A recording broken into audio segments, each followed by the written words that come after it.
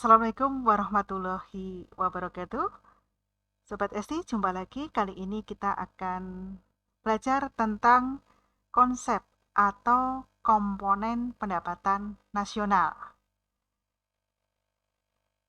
Komponen atau konsep pendapatan nasional yang pertama, produk domestik bruto, disingkat PDB, atau Gross Domestic Product (GDP) dalam bahasa Inggris. GDP merupakan jumlah produk berupa barang dan jasa yang dihasilkan oleh unit-unit produksi di dalam batas wilayah suatu negara selama setahun. Nilai GDP dapat didapat dengan menjumlahkan semua hasil produksi barang dan jasa dari perusahaan atau masyarakat yang tinggal di suatu negara, termasuk barang dan jasa yang dihasilkan perusahaan atau masyarakat asing yang ada di dalam wilayah negara tersebut. Misalnya, ada perusahaan A dari Belanda punya cabang di Indonesia. Hasil produksinya itu dihitung dalam GDP. Jadi, GDP itu berdasarkan geografis wilayah suatu negara. Rumusnya, GDP sama dengan pendapatan warga negara di dalam negeri ditambah dengan pendapatan warga negara asing di dalam negeri. Konsep yang kedua, produk nasional bruto, disingkat PNB, atau Gross National Product, disingkat GNP. GNP adalah nilai barang dan jasa yang dihasilkan oleh faktor-faktor produksi milik warga negara, baik yang tinggal di dalam maupun di luar negeri, namun tidak termasuk warga negara asing yang tinggal di negara tersebut. Dengan kata lain, PNB atau GNP merupakan jumlah produk domestik bruto ditambah dengan pendapatan neto dari luar negeri, yaitu penghasilan warga negara yang bekerja di luar negeri dikurangi dengan penghasilan warga negara asing yang bekerja di dalam negeri. Sobat Esti, kita ketahui bahwa barang atau jasa yang ada di Indonesia dihasilkan oleh warga negara Indonesia maupun warga negara asing. Begitupun barang atau jasa yang di luar negeri ada pula yang dihasilkan oleh warga negara Indonesia di negara tersebut.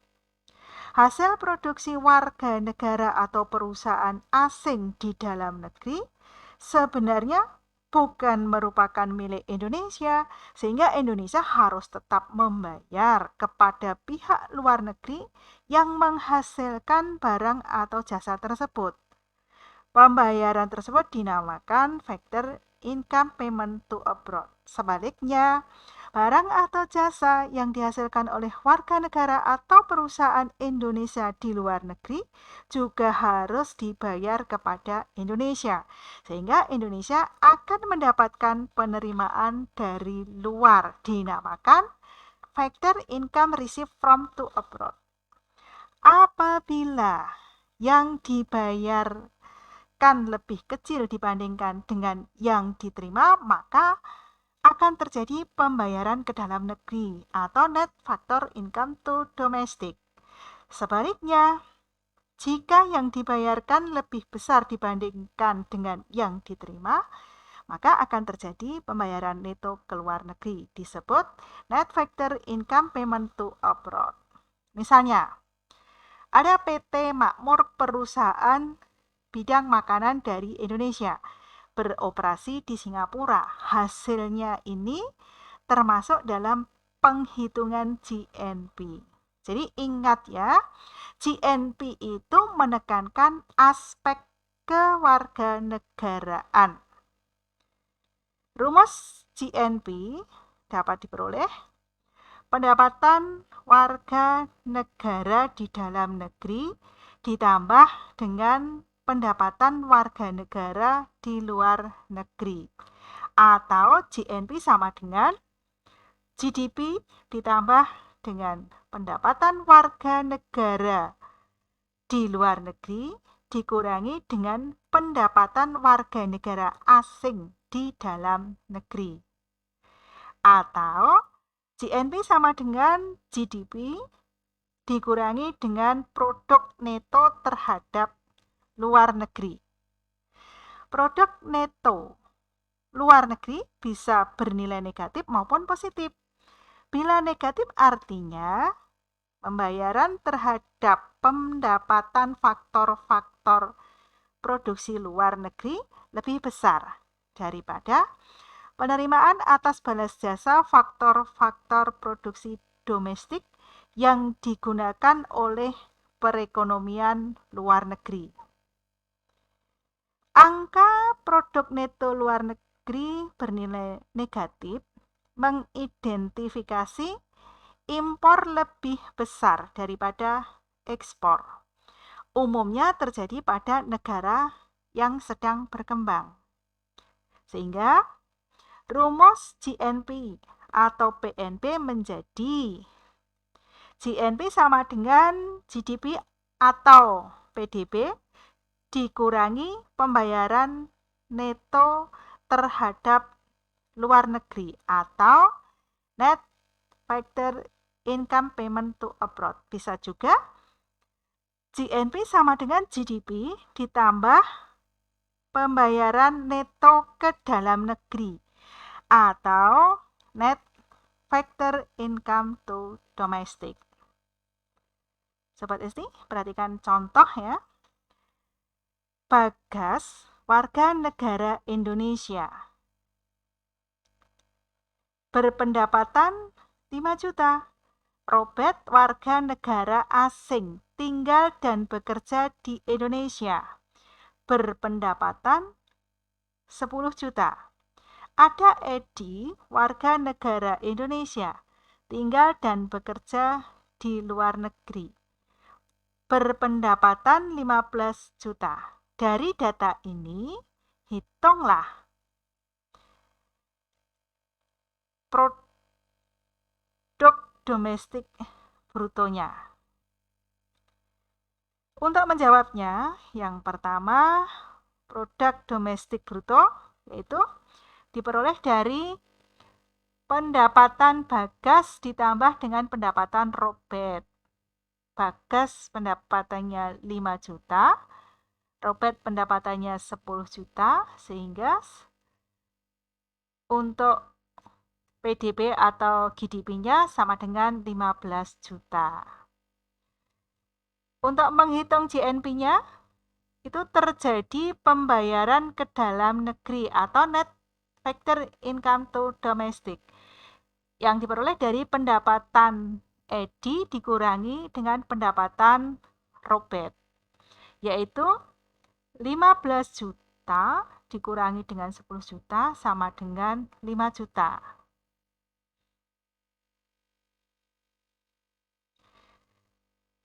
Untuk GNP sama dengan PDB dikurangi dengan net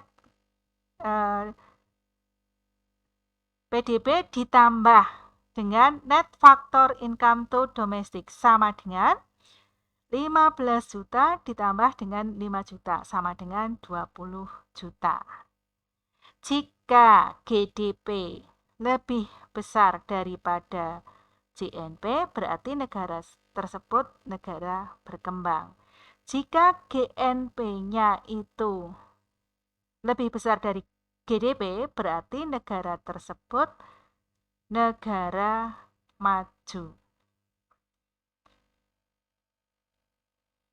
Konsep atau komponen yang ketiga, Net National Product, NNP, atau Produk Nasional Neto, PNN. NNP adalah nilai dari JNP yang telah dikurangi dengan penyusutan modal dalam proses produksi. Inti dari NNP merupakan konsep pendapatan nasional yang dilihat hanya dari laba yang diperoleh, karena tujuan dari NNP untuk mencari neto atau nilai bersih dari suatu produksi. NNP bisa dicari dengan rumus JNP dikurangi dengan penyusutan atau depresiasi. Contohnya misalnya tahun 2019 JNP Indonesia atas dasar harga berlaku 300 triliun dengan depresiasi atau penyusutan sebesar 100 triliun. Maka NNP-nya dapat dihitung sama dengan 300 dikurangi dengan 100 sama dengan 200 triliun. Konsep atau komponen yang keempat, Net National Income, NNI, atau pendapatan nasional neto. Pendapatan nasional neto atau Net National Income yaitu pendapatan yang dihitung menurut jumlah balas jasa yang diperoleh masyarakat sebagai pemilik faktor produksi. NNI diperoleh dari NNP dikurangi pajak tidak langsung. Pajak tidak langsung, pajak yang bebannya dapat dialihkan kepada pihak lain. Contohnya pajak impor, pajak penjualan, bea ekspor, dan lain sebagainya. Rumus NNI sama dengan NNP ditambah dengan pajak tidak langsung. Saya ulang, rumus NNI sama dengan NNP dikurangi pajak tidak langsung ditambah subsidi. Pajak tidak langsung itu harus dikurangkan karena pajak tidak langsung tidak mencerminkan balas jasa atas faktor produksi. Uang pajak memang diterima oleh penjual atau produsen bersama harga pasar barang yang dijualnya, tetapi uang pajak itu wajib diserahkan kepada pemerintah. Contohnya tadi ada bea masuk dan juga PPN, pajak penjualan, dan lain-lain. Sedangkan subsidi harus ditambahkan karena harga-harga tentu yang dibuat lebih murah daripada biaya produksi sesungguhnya, misalnya untuk subsidi pupuk, BBM, listrik, dan lain sebagainya. Sobat SI, konsep yang kelima, personal income, disingkat dengan PI, atau pendapatan perseorangan. PI ini menghitung jumlah pendapatan yang berhak diterima oleh setiap orang karena terlibat dalam proses produksi yang dimiliki produsen sebagai pelaku bisnis. Tetapi harus dikurangi dengan laba ditahan, iuran asuransi, iuran jaminan sosial, dan ditambah dengan pembayaran pindahan atau transfer payment. Misalnya uang pensiun, uang sosial, bantuan panti asuhan, dan lain sebagainya. Rumus PI, pendapatan perseorangan, sama dengan NNI ditambah transfer payment, dikurangi laba ditahan, dikurangi asuransi, dikurangi iuran jaminan sosial, dikurangi pajak perusahaan. Komponen yang keempat atau konsep yang keenam yaitu disposable income atau disingkat DI atau pendapatan yang siap dibelanjakan. DI merupakan pendapatan yang siap dimanfaatkan untuk membeli barang dan jasa beserta tabungan yang disalurkan menjadi investasi, tapi harus dikurangi dengan pajak langsung, yaitu pajak yang bebannya tidak dapat dialihkan kepada orang lain, contohnya pajak pendapatan. DI bisa Cari dengan rumus PI dikurangi pajak langsung. Seperti ini, perhatikan contoh di sini diketahui ya. GDP sama dengan 1000. Produk masyarakat asing di dalam negeri 50. Produk WNI masyarakat nasional di luar negeri 85. Penyusutan dana penggantian barang modal 20. Pajak tidak langsung 40. Laba yang ditahan 10. Pajak perseroan 20. Transfer payment 70. Pajak langsung 15. Pertanyaannya, hitunglah besarnya DI, disposable income, atau pendapatan yang siap dibelanjakan. Bagaimanakah cara menjawabnya? Untuk bisa menjawab, kita gunakan rumus yang tadi telah dijelaskan. Kita susun ya. Yang pertama, GDP-nya adalah 1000. Dikurangi dengan produk masyarakat asing di dalam negeri, besarnya 50. Sehingga hasilnya sebesar 950. Ditambah produk masyarakat nasional atau WNI yang berada di luar negeri 85. Sehingga hasilnya 1035 ini disebut dengan GNP. GNP dikurangi dengan penyusutan. Besarnya penyusutan adalah 20. Sehingga hasilnya 1015 dinamakan dengan NNP. NNP dikurangi pajak tidak langsung sebesar 40. Ketemu yang namanya NNI sebesar 975. NNI dikurangi laba ditahan 10, dikurangi pajak perseroan 20.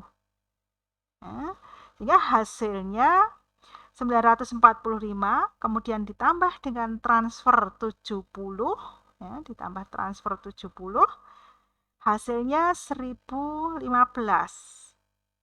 Dinamakan PI.